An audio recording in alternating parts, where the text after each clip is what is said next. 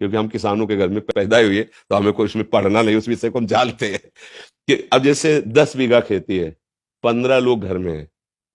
अब बच्चों की पढ़ाई, कपड़ा लत्ता, ब्याह बर, खाद पानी सिंचाई का घंटों के पैसे होते हैं, 4 घंटे 5 घंटे में 1 बीघा, ऐसे ऐसे होता है। ठंडी के समय जब कोई रजाई नहीं छोड़ना चाहता, वो जो कपड़े हैं भी वो समेट के, क्योंकि पानी लगा है, पूरी रात पानी लगाता है पूरी। अब इतना महंगा समय है और उसका अनाज इतने गिरकर सस्ते दामों में जाता है, और पूरा देश उसी का उदर पोषण का हेतु होता है, वो उसी का किसान का। लेकिन उसकी हालत ये रहती है कि वो अच्छा कपड़ा नहीं पहन सकता, वो अपने बच्चों को अच्छी पढ़ाई नहीं पढ़ा सकता, क्योंकि इतनी लागत लगती है। अच्छा, उसमें है ही नहीं कि लागत लगने पर हमें माल मिल ही जाएगा। इसीलिए जैसे भारत का सैनिक प्राणों की आहुति देने के लिए तैयार है, ऐसे ही सच्ची पूछो तो महान तपस्वी किसान, वो हमारे पूरे देश को भोजन दे रहा है। भाई आप बड़े पदाधिकारी, लेकिन खाओगे तो रोटी दाल ही और वो तो वहां पैदा हो रहा है, मेहनत उसकी देखो। स्कूल से आने के बाद हमें पढ़ने का समय नहीं दिया जाता था, मक्का के खेत रखाओ चल के मक्का। इतनी किसानी का, इतनी मेहनत का उसका जो का, और वो जब बाजार में अन्न जाता है तो उसकी कीमत बहुत कम होती है, और जब वो सामान लेता है तो उसकी कीमत बहुत बड़ी होती है तो वो हमने देखा है। अब लाही सरसों जिसे कहते हैं, खेत बढ़िया खूब चक हो गया, बाली एकदम पकी तैयार, सुबह उसे काटना है और शाम के हल्का पानी हो गया, सूर्य की किरणें निकली, सब कलियां फूट गई, सब सरसों बिखर गई। अब वो बैठे रो रहा है, क्या करे, लाखों रुपया लगा करके भी वो गरीब का गरीब और कर्जदार हो गया। ऐसे जब उनको अध्यात्म का ज्ञान नहीं होता तो फिर एक उपाय मिलता है कि क्या करूं, आत्महत्या कर लूं। ये हम मतलब पढ़ी लिखी बात नहीं कह रही है, हम समस्या कह रहे हैं। हम लोग जैसे किसान के घर में जन्मे थे ना, तो रात में बादल गरज रहे हैं, पकी फसल गेहूं की खड़ी है, चना की खड़ी है, सरसों की खड़ी है, पूरा परिवार ऐसे बैठा है, राम राम राम राम भगवान, बस 2 दिन का समय दे दो, किसी तरह काट करके हम घर। अब अगर वो 2 दिन में वर्षा हो गई तो पूरे साल की कमाई गई उसकी। अब उसको ना कोई सरकारी सहयोग मिलेगा और ना सामाजिक सहयोग मिलेगा। वो सदैव कि किसान आदमी जो है ना, कभी ब्याह वर हो तो नए कपड़े बल गए, वो भी साल में एक आध बार जो अन्न का ड्योढ़ा लगा है उससे, नहीं तो उसका जीवन बड़ा कष्ट में रहता है, बड़ा कष्ट है। किसान वास्तविक प्रणाम योग्य और सबके प्रणाम योग्य है, क्योंकि कुछ भी तुम 10 लाख कमाओ महीने, लेकिन खाओगे क्या? 10 लाख थोड़ी खाओगे, खाओगे तो अन्न ही ना। तो उसके अब ये कि थोड़ा सा आधुनिकता बढ़ गई है, पर वो अन्न में पावर नहीं रहा। जैसे अपने लोग थे ना, 1 बीघा में 8 मन गेहूं होता था, 8 मन, क्योंकि उर्वरक डालने की सामर्थ्य भी नहीं थी, और उर्वरक निषेध भी किया जाता था कि अन्न पौष्टिक रहेगा। गाय का गोबर, वो जो गांव में पशुओं का एक वो बनाया जाता है ना, गोबर डालने का, हाँ, उससे फिर भर भर के बैलगाड़ी में खेतों में बिखेरा जाता। 8 मन हमारी।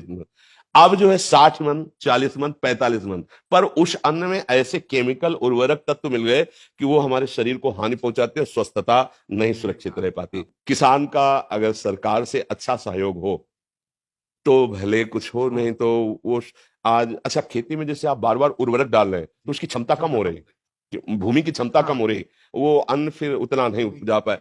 अब वो जो केवल किसान है, जिनके लड़के बच्चे नौकरी कर रहे हैं, उनको तो ठीक है, खान पीने को खेती से हो गया और अर्थ है, लेकिन जो केवल किसान है, सच्चे मानो एक तपस्वी से कम नहीं है, भारी तपस्या का उनका विषय होता है। तो इसलिए उनकी तो हम वंदना ही कर सकते हैं, उनके विषय में बस यही है कि सरकार सहयोग करे, और तो मतलब अच्छा, अब जब पशु नहीं पालेंगे, क्योंकि अब पशु ना पालने का स्थान बनता जा रहा है, क्योंकि बैल से तो खेती जोतनी नहीं है, ट्रैक्टर से जोतनी नहीं है, तो बैल का तो मतलब नंदी का तो कोई सवाल ही नहीं रह गया कि कोई किसान पाले। क्यों पाले, मतलब समझो। अब क्या, अब बछड़ा का, बछड़ा होता था ना तो एक हर्ष सा होता था किसान के, ये गाय माता ने बछड़ा दिया, अब ये आगे चल करके बैल होकर हमारे हल जोते, मतलब 8-10 गायें तो होती ही थी, उनका गोबर, उनका दूध, वो पौष्टिकता। पर किसान आदमी, अर्थ, जहां अर्थ की बात आती थी वहां साहूकार सेठों के कर्जे की तरफ सोचना पड़ता था कि भाई अगर 1,000 रुपया लेना है तो फिर 20% में अब वो अगर मतलब 10 रुपए भी चाहता है तो उसे अनाज बेचना है। अब उसको ये देखना है कि हमारे ड्यूला में अगर अनाज कितना है, 1 साल का भोजन उसी से होगा। अब वो बहुत कष्टमय जीवन हमने देखा है, मतलब उसी कुलों में पैदा हुए किसानों के, तो देखा है। तो किसान चूंकि अब इतना बुद्धि का वो फैलाव नहीं है, वो छल कपट और संसार, गांव के आज भी लोग हैं, मतलब आज भी है, आपको बताए, आप जैसे चले जाओ कोई परिचय नहीं है, और आप ऐसे कुछ जरा सा, तो वो एक दामाद की तरह आपका सेवन करेंगे। आओ भैया बैठो, चाय पी लो, भोजन पालो, और यहाँ चले जाओ कॉलोनी में, बगल वाले कमरे में कौन रहा है, कोई परिचय नहीं है, चाहे जितना रोए चिल्लाए कोई पूछेगा नहीं कि तुम क्यों रो रहे हो। और गांव में एक आदमी कष्ट में हो तो सैकड़ों लोग वहां खड़े हो जाके जाके। एक आज भी ऐसा माहौल है। किसान तो जैसे हमारे यहाँ पीछे देश में नारा लगाया जाता है, जय जवान जय किसान, तो इसलिए किसान तो सर्वोपरि है। उसके आगे मतलब आपको लगेगा कह रहे उसके आगे कोई नहीं है।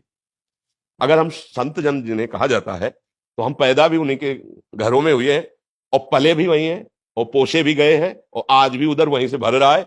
आज भी उन्हीं के, अगर कोई भी है तो अन्न कहां से आ रहा है, किसान से तो आ रहा है, कोई ना कोई तो दे रहा है। बड़े बड़े परमहंस जो है भगवदानंद में डूबे हुए घरों में जाके भिक्षा, नारायण हरि लाओ भिक्षा दो, तो वो चाहे भूखा रह जाए पर उसको पवाएगा। ये मतलब सहानुभूति उसके हृदय की, हाँ उसकी सह तो और तो कोई सहयोग कर नहीं सकता, क्योंकि वो ऐसे लोग होते हैं कि ऐसे नहीं कर सकते।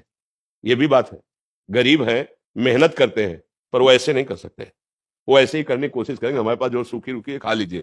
अब अगर सरकार के द्वारा सहयोग की, जैसे उनकी फसल नष्ट हो गई अतिवर्षा से, अनावृष्टि से, ओले पड़ जाने पर, ऐसे तो हाँ तो भले को, लेकिन उनकी तरफ ज्यादा देखा नहीं जाता उनकी तरफ ज्यादा देखा नहीं जाता है। तो भगवान ही सहयोग करे, बस ये है, भगवान ही उसके विषय में कुछ नहीं कहा जा सकता। लेकिन सब किसान ही है, कर्म भूमि में आए हैं, सब शुभ अशुभ कर्मों की खेती बो रहे हैं।